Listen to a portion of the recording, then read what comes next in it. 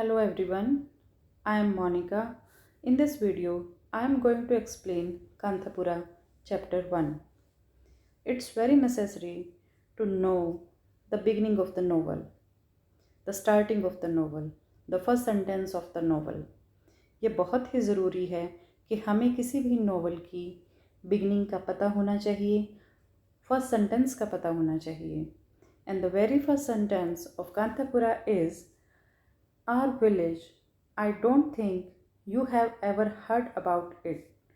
Kanthapura is its name and it is in the province of Kara. Novelist Raja Rao कहते हैं, हमारा गांव, मुझे नहीं लगता आपने पहले कभी इसके बारे में सुना होगा.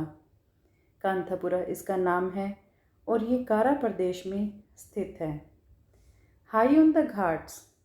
Is it high up the steep mountains that face the cool Arabian seas up the Malabar coast. Raja Rao ने लोकेशन बताई है कांथापुरा की. This is the Malabar coast in south west India. Malabar coast, steep mountains, steep means सीधी सीधी पहाड़ियाँ, Arabian सी, अरब सागर और अरब सागर से उठती हुई ठंडी हवाएं. So here Raja Rao describe the geographical area of Kanthapura. Malabar coast पर सीधी पहाड़ियाँ हैं, सामने अरब सागर है, अरब सागर से ठंडी हवाएं उठती हैं. ऐसी जगह पर स्थित है Kanthapura. After that, Raja Rao describes the major crops of Kanthapura, a center of cardamom and coffee, rice and sugarcane. Kanthapura में कैडेमम, इलायची, कॉफ़ी, चावल, गन्ना, ये सभी फसलें उगाई जाती हैं. जंगलों में टीक के पेड़ हैं, jack, sandal, sandal means chandan, and of sal, sal, ये सभी पेड़ कांथापुरा के जंगलों में पाए जाते हैं. कांथापुरा के जो रोड्स हैं वो नैरो हैं, तंग गलियां हैं, डस्टी, मिट्टी वाली गलियां हैं. मीन्स कांथापुरा कोई डेवलप्ड एरिया नहीं है जहाँ पर जो रोड हैं वो पक्के हों. कच्ची गलियां हैं, धूल मिट्टी वहाँ उड़ती रहती है. तो यहाँ राजा राव ने स्टार्टिंग में बताया है geographical area of Kanthapura. After that he expresses crops of Kanthapura and after that he explores the export of these crops. Our carted cardamom and coffee get into the ships the red men bring, and so they say they go across the 7 oceans into the countries where our rulers live.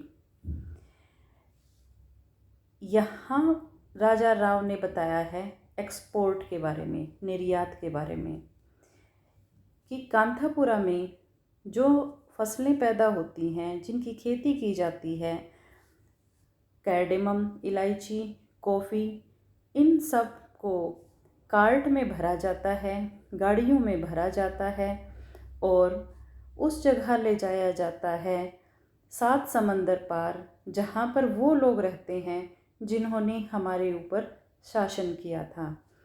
Bharat Britishers का गुलाम रहा है, Britishers ने हमारे ऊपर शासन किया था.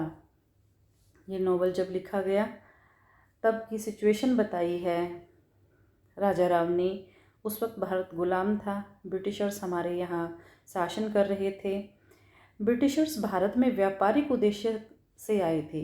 वो यहाँ से कच्चा माल लेके जाया करते अपने देश में और फिर वहाँ से उस सामान से वो कुछ सॉलिड प्रोडक्ट बनाते और उसको दुगने तिगने दामों में सेल किया करते हमारे यहाँ. तो राजा राव कहते हैं कि 7 समंदर पार हम पर शासन करने वाले लोग जहाँ रहते हैं उनके देशों में ये cardamom, coffee, rice, sugar cane, ये सारी चीज़ें ले जाई जाती हैं। फर्स्ट पैराग्राफ में आपके 3 क्वेश्चन बनते हैं। First question, what is the beginning of Kanthapura और the geography of Kanthapura. Second question is major crops of Kanthapura. Kanthapura में कौन कौन सी मेजर फसलें, मुख्य फसलें हैं जो वो उगाई जाती हैं। थर्ड, क्या क्या एक्सपोर्ट किया जाता है बाहर के देशों में और किस देश में एक्सपोर्ट किया जाता है मेनली। तो यहाँ तक आपके 3 क्वेश्चन तैयार होते हैं। After that, cart after cart groans through the road of Kanthapura. यहाँ राजा राव ने डिस्क्राइब किया है कि किस तरह से सभी फसलों को समुद्र तक पहुँचाया जाता है, जहाँ पर उन्हें शिप में लाद दिया जाएगा कि एक गाड़ी के पीछे दूसरी गाड़ी, एक बैलगाड़ी के पीछे दूसरी बैलगाड़ी कांथापुरा की सड़कों से होकर गुजरती है। रात के समय जब लोग सोए हुए हैं, उस वक्त ये गाड़ियाँ कांथापुरा की गलियों से होकर गुजरती हैं। पहले मुख्य गली से, उसके बाद पोटर्स लेन कुम्हारों वाली गली से, और उसके बाद वो चेन्नैया पोंड की तरफ मुड़ जाती हैं। चेन्नैया तालाब है एक वहाँ, कि उस तालाब की तरफ मुड़ जाती हैं एंड अप दे गो, और वहाँ से वो आगे चली जाती हैं। सुबह होने तक वो समुद्र के पास पहुंचा दिए जाते हैं।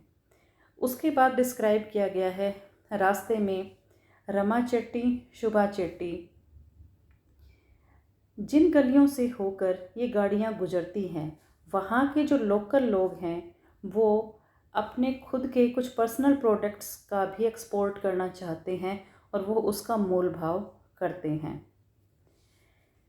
इन गाड़ियों की आवाज़ आती है और धीरे धीरे, and once they are on the other side of the Tipur hill, the noise dies into the night and soft hiss of the Himavati rises into the air. इन गाड़ियों की चलने की आवाज़ आती है और फिर धीरे धीरे जब ये गाड़ियाँ त्रिपुर हिल के, त्रिपुर पहाड़ी के दूसरी तरफ चली जाती हैं, तो ये आवाज़ें भी रात को मर जाती हैं। मीन्स रात के समय जब ये गाड़ियाँ त्रिपुर हिल के दूसरी तरफ चली जाती हैं, मीन्स दूर चली जाती हैं, तब ये आवाज़ें यानी बंद हो जाती हैं और उस वक्त सिर्फ एक ही आवाज़ आती है और वो आवाज़ है हिमावती की। Himavathy is the name of river. Himavathy नदी है। हिमावती नदी में लहरें उठती हैं जब हवा चलती है, तो सिर्फ रात को हिमावती की ही आवाज़ें सुनाई देती हैं। Sometimes people say to themselves, the goddess of river plays through the night with the goddess of hill. कई बार लोग कहते हैं कि नदी की जो देवी है वो पहाड़ी की देवी के साथ खेलती हुई प्रतीत होती है रात के समय। Here Raja Rao used personification, मानवीकरण अलंकार का यूज़ किया है राजा राव ने यहाँ। पर्सोनिफिकेशन में क्या होता है कि राइटर एक नॉन लिविंग ऑब्जेक्ट को लिविंग की तरह प्रेजेंट करता है, एक निर्जीव वस्तु को सजीव मानकर एक मनुष्य के रूप में प्रेजेंट करता है।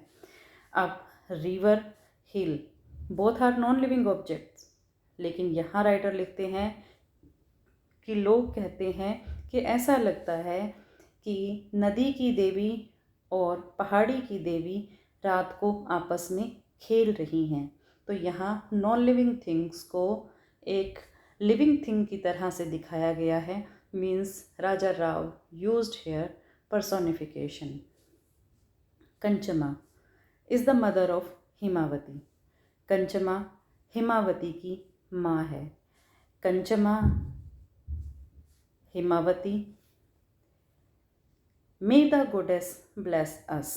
कंचमा और हिमावती दोनों को गोडेस मान लिया गया है, देवी मानते हैं कांथापुरा के रहने वाले लोग, और वो प्रार्थना करते हैं कि ये जो गोडेस है अपना आशीर्वाद हमेशा हम पर बनाए रखे। So this is the first page of chapter 1 novel Kanthapuram. Thank you.